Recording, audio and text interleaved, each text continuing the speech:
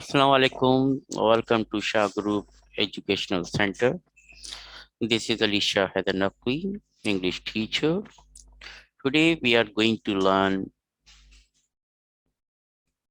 the fourth chapter of our syllabus, the United Nations. Let's see summary. The Second World War. The Second World War began in 1939 and ended in the spring of 1945. अच्छा, इस paragraph में हमारे पास दो MCQs हैं कि हिसाब से पूछा जा सकता है कि सेकेंड वर्ल्ड वॉर कब शुरू हुई थी। ये भी पूछा जा सकता है और आपसे ये भी पूछा जा सकता है कि सेकेंड वर्ल्ड वॉर कब खत्म हुई थी। ध्यान में रखिएगा, the second world war began in 1939 and ended in the spring of 1945। Let's see the evil consequence of war. हमारी जो सेकेंड वर्ल्ड वॉर हुई उससे क्या नताइज निकले, कितने खराब नताइज निकले, ये पैराग्राफ आपको बताएगा। The war brought world wide suffering, it brought death, destruction, disease, and hunger to millions. It did not spare even women and children. ये वॉर क्या लेके आई आपको? थी ना, मौत, डिस्ट्रक्शन, बीमारियां और भूख। इसने बच्चों और औरतों को भी नहीं छोड़ा। Let's see all this misery of man awakened his conscience।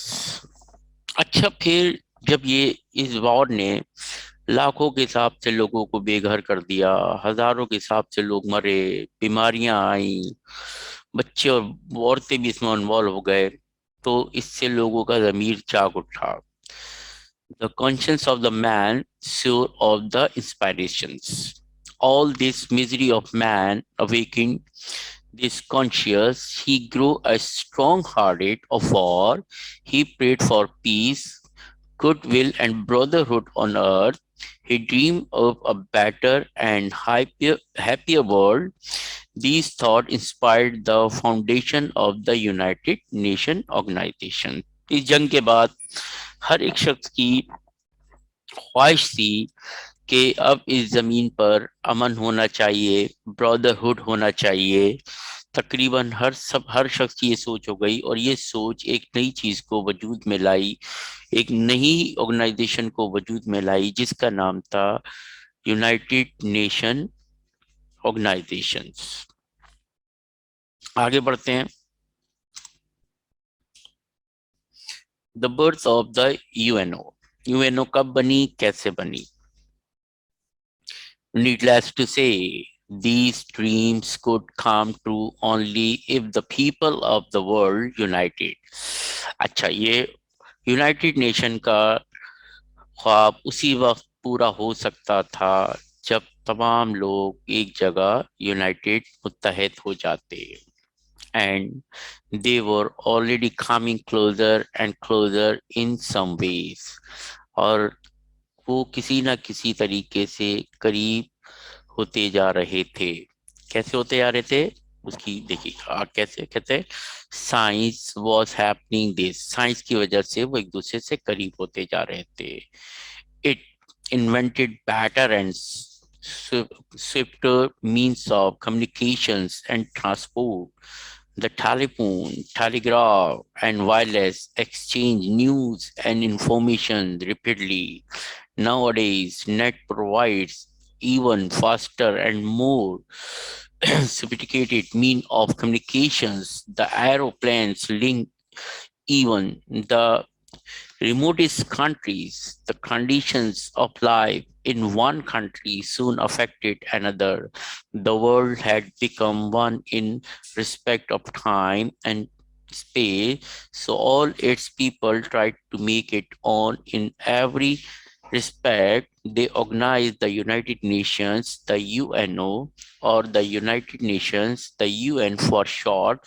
In April 1945, the UNO meets in New York in the United States of America। अच्छा, ये पैराग्राफ बता रहा है कि दुनिया अब सिमट रही थी। सिमटने से मुराद ये नहीं कि छोटी हो रही थी, ये से मुराद है कि साइंस ने इतनी तरक्की कर ली है कि लोग टेलीफोन के जरिए, टेलीग्राफ के जरिए, वायरलेस एक्सचेंज के जरिए, और आजकल तो नेट आ गया है, उसकी वजह से दुनिया में कुछ भी होता है तो उसका रिएक्शंस पूरी दुनिया में फौरन होता है, क्योंकि इन जराये की वजह से पूरी दुनिया में खबर बहुत जल्दी फैल जाती है। दुनिया समेट रही से मुराद ये है कि अब दुनिया में कुछ भी होता है वो नेट के जरिए, टेलीफोन के जरिए, और लोग इधर उधर जो ट्रैवल करते हैं इसकी वजह से पूरी दुनिया में वो बात फौरन सेकंडों में फैल जाती है और इसका रिएक्शन होता है।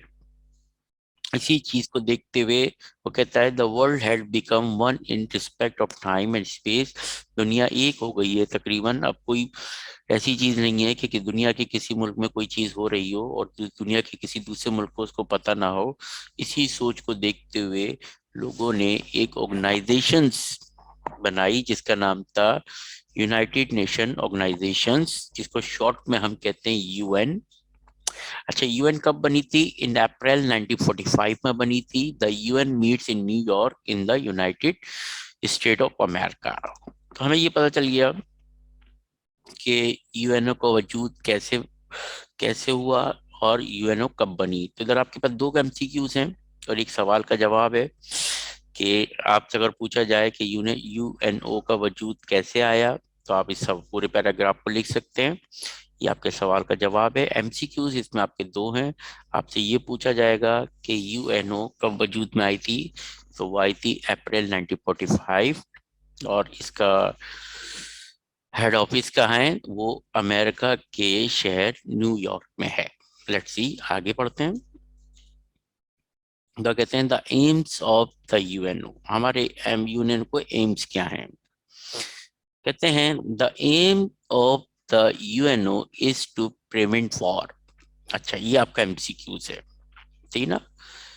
तो आपसे ये पूछा जाएगा the main aim of the UNO is, क्या है? और यूएनओ का मेन एम क्या है? वो है टू प्रिवेंट वॉर। क्लियर? तो एमसीक्यू कुछ इस तरीके से आएगा the main aim of UNO is to prevent dash. नीचे ऑप्शन दिया जाएगा आपको, पोवर्टी, वॉर, डिजीजेस, हंगर, कुछ भी दिया जाएगा, लेकिन आप वॉर को क्लिक करेंगे। The main aim of the UNO is to prevent war. अच्छा, फिर आगे बढ़ते हैं। The aim of the UNO is to prevent war and establish permanent peace. It takes over urgent problems of war and peace. It tries to solve them as far as possible. It studies living conditions in all parts of the world. It fights against political and social injustice.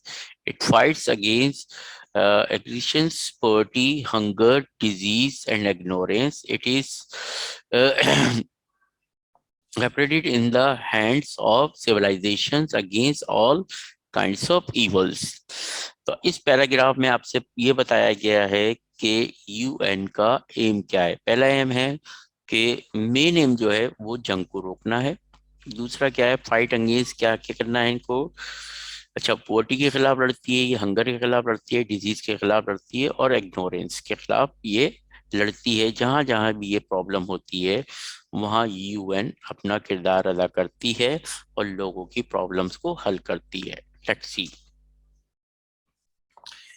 अच्छा, prevention of war ends, aim of peace effects. कहते हैं the hard part of the peace makers. तो कहते हैं सबसे मुश्किल part जो है वो दुनिया में अमन लाना है। Prevention of war is by no means an easy job.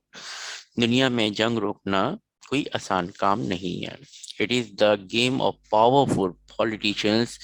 The politician atmosphere of the enemy countries is changed, is charged with hearted and the bitterness. The internationals of the peacemaker are doubted, while councils do hardly over prevail. So peace effects more often than not moves with failure.